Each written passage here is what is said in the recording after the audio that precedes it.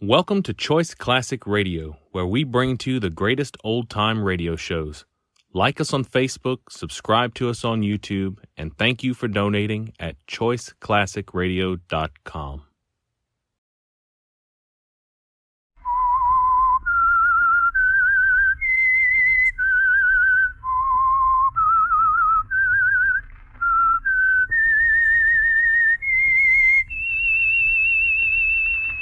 That whistle is your signal for the signal oil program, The Whistler, the mystery program that is unique among all mystery programs. Because you know who's guilty. You see his every move. You know his complete plans, even his innermost thoughts. Yet the final curtain always brings a startling surprise.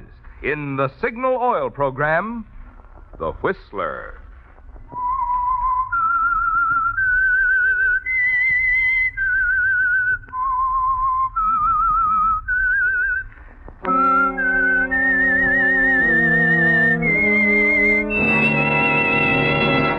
I am the Whistler, and I know many things, for I walk by night. I know many strange tales hidden in the hearts of men and women who have stepped into the shadows.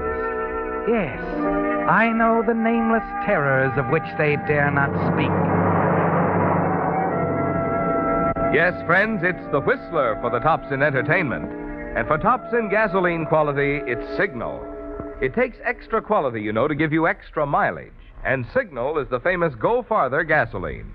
So look for the Signal circle sign in yellow and black that identifies friendly independent signal stations from Canada to Mexico.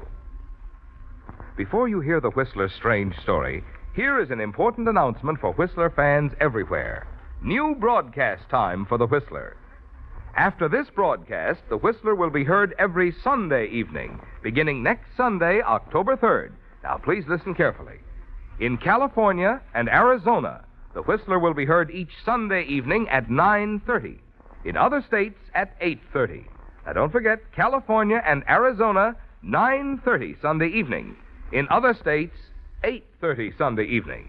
Beginning next Sunday, October 3rd. And now the Whistler's strange story. Conspiracy.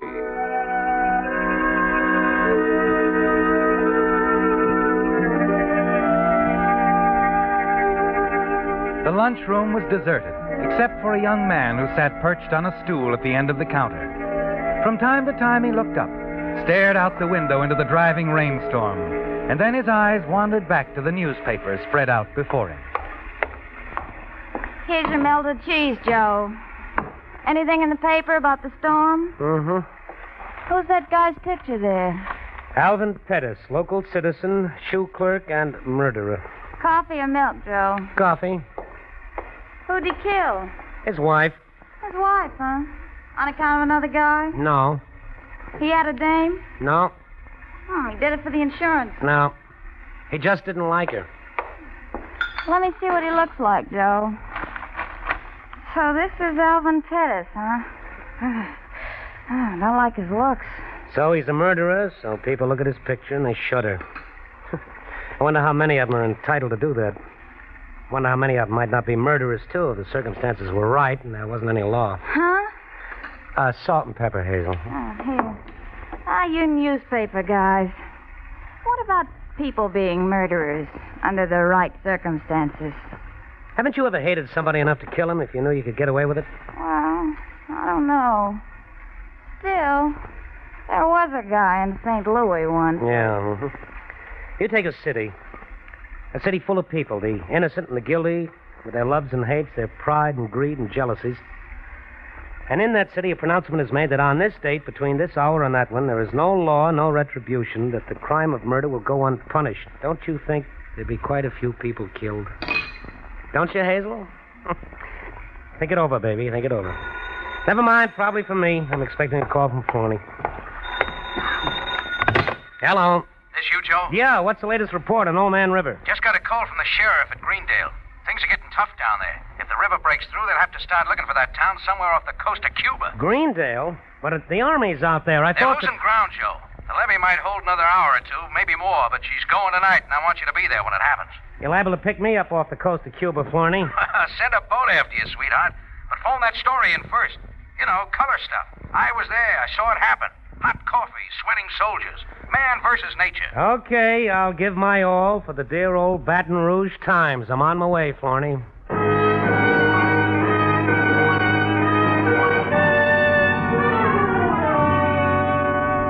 A half hour later, you swing off the main highway, drive into Greendale, a low, flat, flimsy town with nothing between it and the Mississippi but a levee. Your editor was right, wasn't he, Joe? If the levee gives way, Greendale will go down the drain like wet cornflakes. As you plow through the downpour and approach Williams Avenue, you fight to keep thoughts of Marilyn out of your mind. Marilyn. She lives on Williams Avenue, doesn't she? The beautiful Marilyn. The vicious, cruel Marilyn with a soft, mocking voice. The woman who ruined things between you and Alice. Who took you for every cent you had and then laughed at you. Who's still laughing at you. You turn into the familiar rain-soaked street. Slow down for a moment as you pass the small wooden frame building. The 2-story apartment house where she lives. Marilyn, the one human being on this earth you'd almost enjoy killing. And then you slam your foot down on the accelerator and race off in the direction of the levee.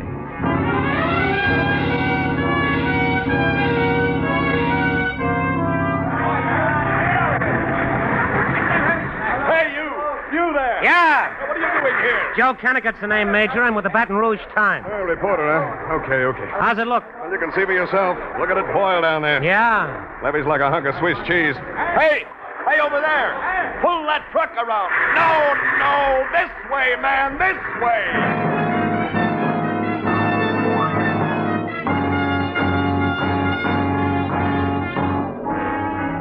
It's a weird scene, isn't it, Joe?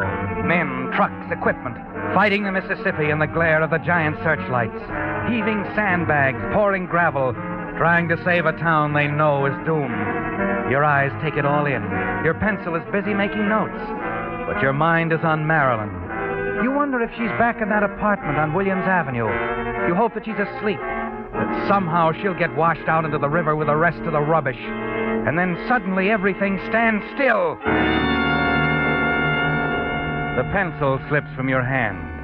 Your eyes shut out the scene on the levee as the realization hits you. It would be so simple, wouldn't it, Joe? Yes, you could kill Marilyn and get away with it. The river would cover for you. All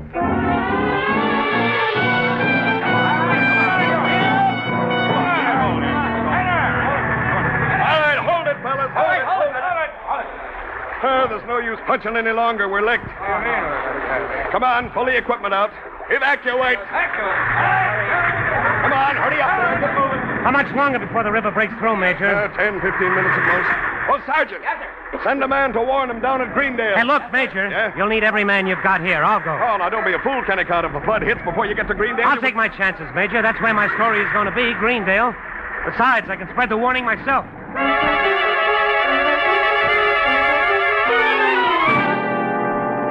As you walk along the ground floor hallway of the 2-story building on Williams Avenue where Marilyn lives, a door opens suddenly at the end of the dingy corridor, and you hear the petulant voice of Angela Dickerson, the woman who lives in the apartment across from Marilyn. Quickly, you step into the alcove and wait. You don't want to run into the inquisitive Miss Angela Dickerson at this moment, do you, Joe? Moments later, you hear the door close and the hall is silent, and you hurry on to Marilyn's apartment. Marilyn. Oh, it's you. Yeah, me. I thought it was Your someone new else. boyfriend? Awful wet out tonight. He probably crawled under a rock. What do you want, Joe? There's a flood on the way, baby. Yeah, I know. I heard about it over the radio. I was just throwing a few things together to take with me. You're wasting your time. You aren't going anywhere, baby. Oh, now, look, don't be silly. I'm not going to take that lamp with me. I've got... I know. Joe. Joe, wait a minute. Joe!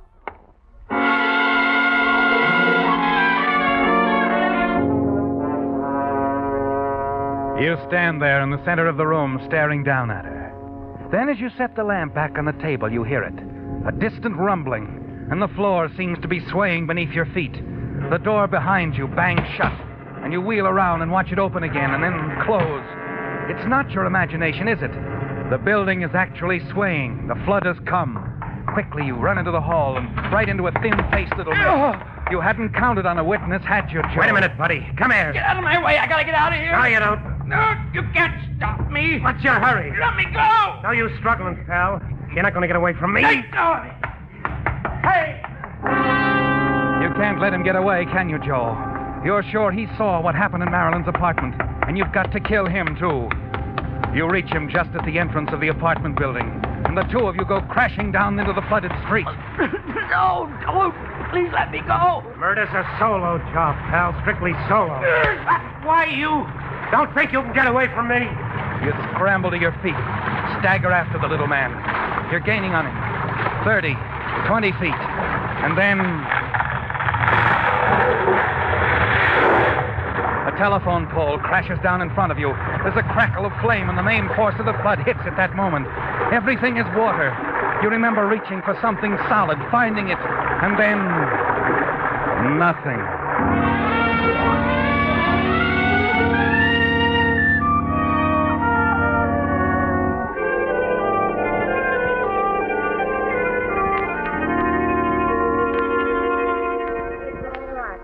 Just relax.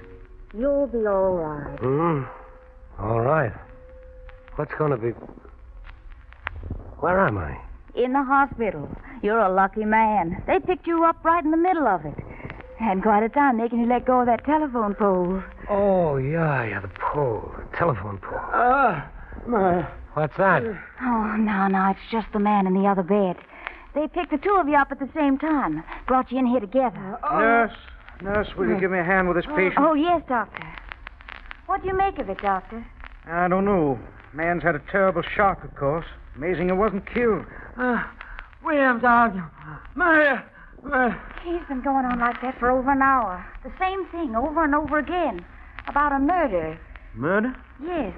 Something about the flood covering it up. Then about a fight. Uh-huh. Might be the result of shock, but... well, I think we'd better pass it on to the police.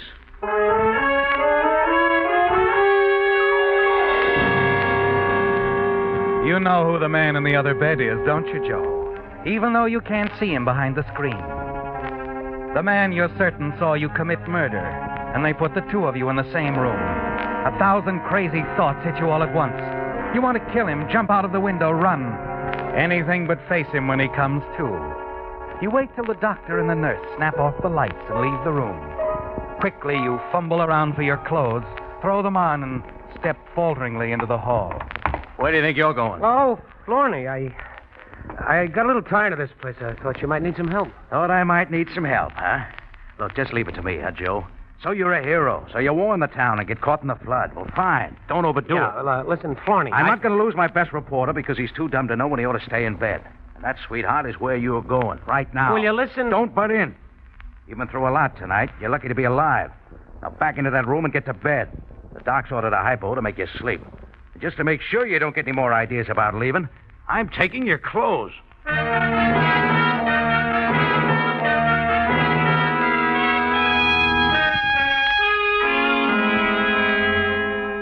Well, good morning, Mr. Kennicott. Good morning, nurse. About time you woke up. It's almost 10 o'clock. How about some breakfast? Breakfast? No, Nurse. Nurse. Mr. Willis is coming to the party. Better have a look. Nurse, wait. Yes, Mr. Willis? Well, good morning, Mr. Willis. How are we feeling this morning? Better, thanks. Here, I'll move the screen out of the way. There now.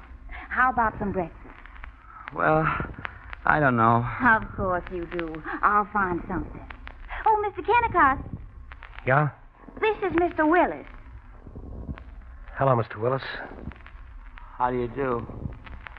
Now, about some breakfast, Mr. Kennicott. Nurse. Those bandages on his head. What? He's had a terrible electric shock. He's blind.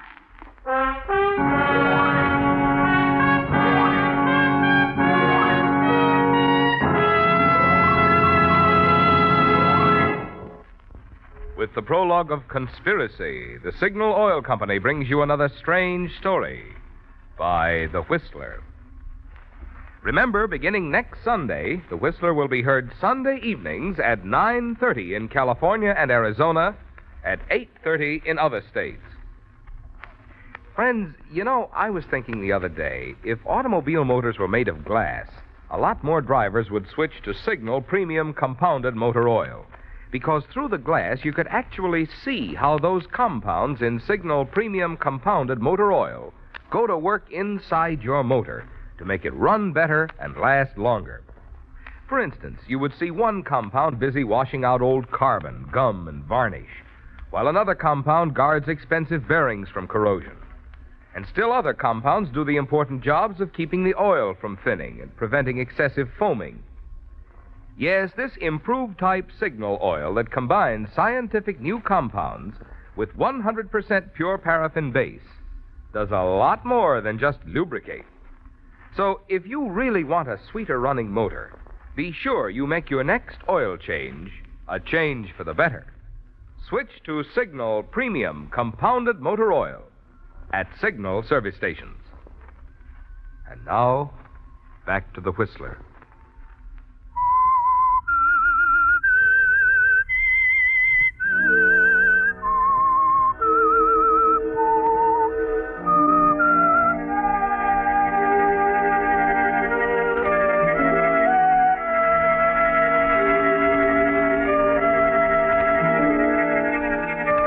Well, Joe, you're relieved, aren't you? Relieved to learn that the one person who could point you out as a murderer, the man who lies in the same hospital room with you, can't see. No, Mr. Willis won't be able to identify you as the man he saw standing over Marilyn's body at the apartment house on Williams Avenue just before it collapsed from the force of the flood. You can lean back now and relax. Take your time. Wait for your strength to return. The following afternoon, you're released from the hospital. Florney, your editor, is waiting for you in the lobby, but he isn't alone. This is Lieutenant Belshaw, Joe. Homicide. I heard a lot about you, Joe. Nice work. Thanks. Homicide? That's right. We have a murder on our hands. Or rather, the lieutenant here has. It's a great story, Joe. What? What's that? Conspiracy. Conspiracy? To commit murder. A partnership. And we know who one of the partners is already. Yeah? Who? The Mississippi River. The cover-up. The accessory after the fact. I don't get it. Well, Florney is trying to say we picked up a woman's body this morning. Knocked around pretty badly and no identification yet. Your boss thinks she was murdered, Joe. You still think that little guy Willis is talking through his hat, huh? Oh, now look. He took a lot of voltage with water up to his knees. His head's still spinning. He's not responsible for what he says. Willis? The guy in your room upstairs, Joe. You hear him say anything in his sleep last night? No, I don't remember. Well, come on. Let's go up and have a talk with him. Now? Sure, why not? Yeah, why not?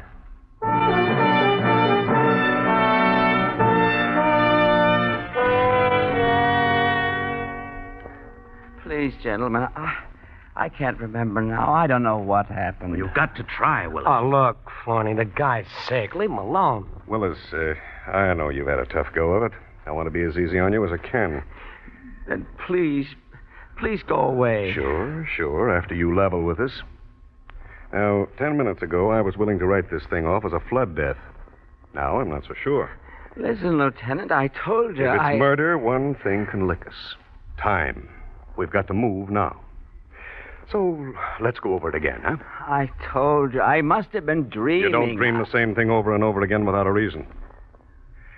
We picked up a woman's body out of the wreckage this morning. She could have been murdered.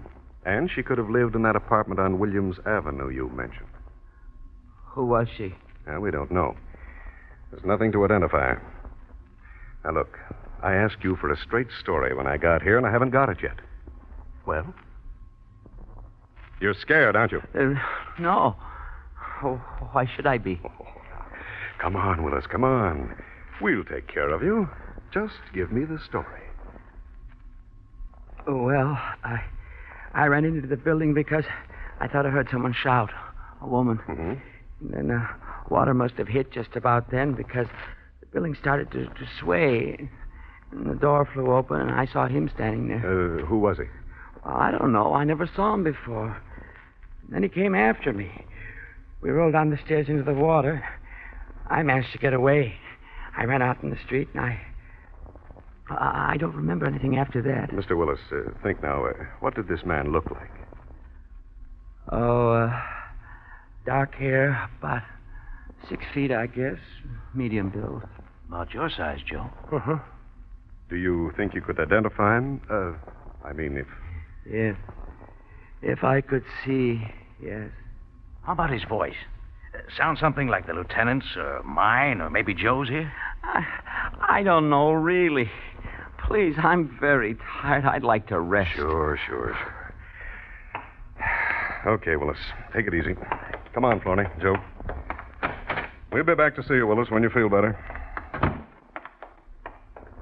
Lieutenant. Yeah? What about his eyes? I mean, Well, is he, the doctor says it's just temporary due to shock. He might regain his sight any time. Oh, any time, huh? Mm-hmm. Well, Joe, how's that for a story? Oh, it's great, Florney. Now, here's the angle. Conspiracy with the Mississippi River. You know, play it up as a hunk of human drama. Here's a law-abiding citizen. Maybe a bookkeeper or a salesman. Hews to the line, cuts the lawn every Saturday. Turns the paycheck over to the little woman, obeys traffic signals. Yeah, I know. The flood comes. The big cover-up. No law, no nothing, see? Mr. X turns into something else. A lifetime of frustration suddenly breaks loose. He turns into a murderer with no fear of the consequences. Bingo. He kills. Sure. It figures, Joe, don't you think? Oh, yes. It figures, all right.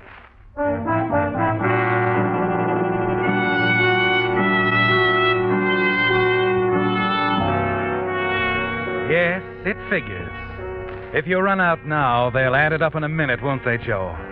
Somehow you've got to stop Willis from talking. You've got to get to him before he can see again. And that isn't going to be easy. A material witness. The police are probably watching him every second, waiting for those bandages to come off so they can hustle him down to police headquarters to put the finger on you. You've got to think of something, some way to silence Mr. Willis. And that evening, as you sit in your office, trying to find a way out, the door bursts open and Florney enters. Joe, get your coat. What's the matter? Get your coat, man. We're meeting Lieutenant Belshaw at the hospital. It's about Willis. He's being released. Willis? Yeah. He finally came out of it, Joe. He can see.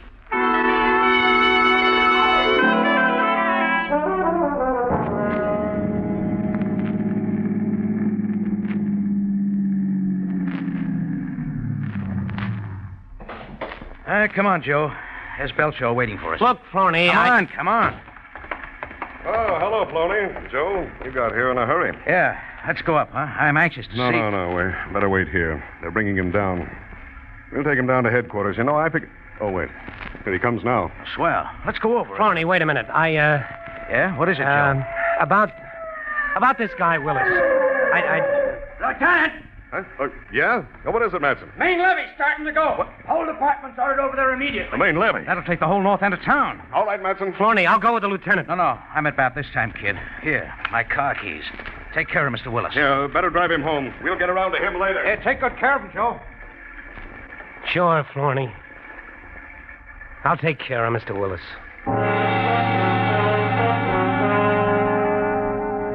It's the sort of a break you get once in a lifetime, isn't it, Joe? Just a split second before Willis had a chance to identify you, the river saved you. The police are gone now, Florney with them. And you stand alone in the rain and watch Mr. Willis approach. He won't get away this time, will he, Joe? You turn up the collar of your overcoat. Keep your face away from him and hustle him into the car, the back seat where he can't see you. Minutes later, you're racing across town. Then as you hit a deserted section not far from the Red River Bridge. Mr. Kennicott, Yeah? would you stop the car? Stop the car? Sure.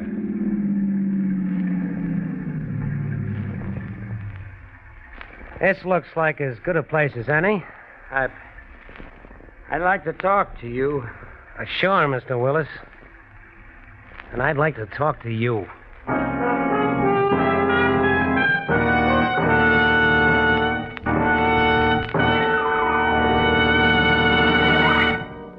The Whistler will return in just a moment with the strange ending of tonight's story. Meantime, for the benefit of any contract bridge players who missed last week's Whistler, I want to repeat some news of especial importance. The first changes in the rules of contract bridge since 1941 were made this month at the Culbertson Teachers Convention. You probably already know that. But the news is that all of these new bridge rules have been boiled down into compact, easy-to-understand form by Signal's own bridge expert, Robert Lee Johnson. And a copy of them is already waiting for you at your nearest Signal service station. Now, understand, these new bridge rules are completely separate from the 6 lessons in contract bridge now being distributed by Signal dealers. So whether you're collecting Signal's bridge lessons or not, if you play contract bridge at all, you'll want this handy summary of all the new rules in contract bridge. It's free, of course, at all of those friendly yellow and black service stations throughout the West, from Canada to Mexico, who feature Signal, the famous Go Farther gasoline. And now back to the Whistler.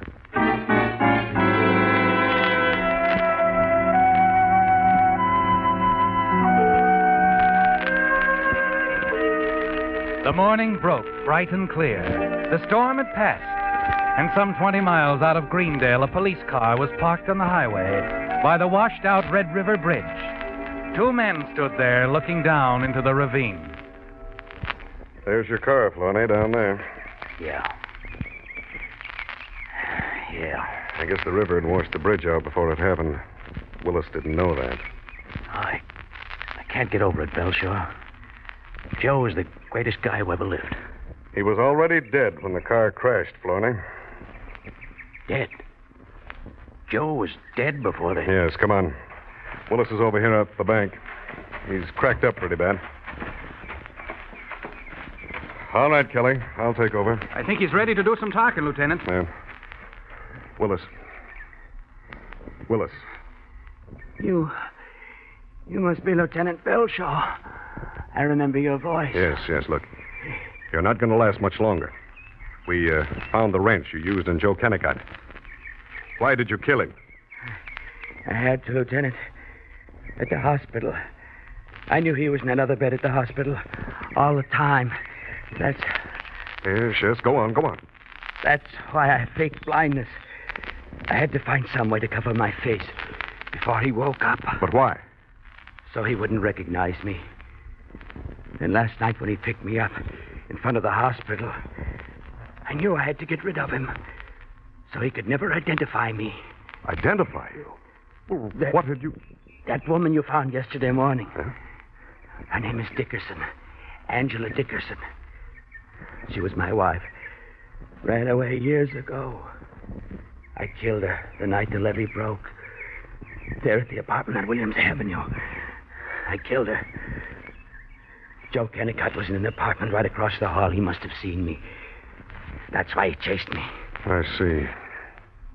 But there's one thing I'll never understand. He wasn't just trying to catch me. He was trying to kill me. I can't figure out why.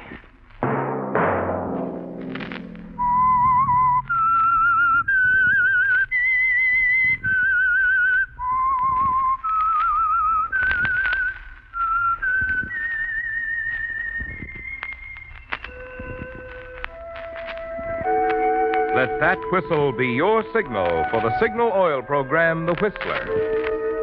Don't forget, friends, beginning next Sunday, The Whistler will be heard every Sunday evening at 9:30 in California and Arizona and at 8:30 in other states.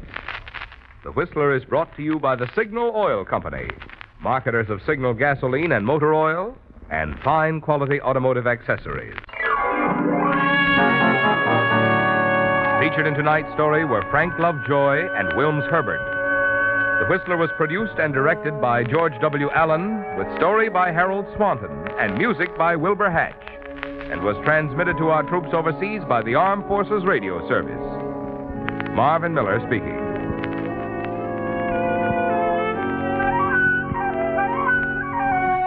This is CBS, the Columbia Broadcasting System.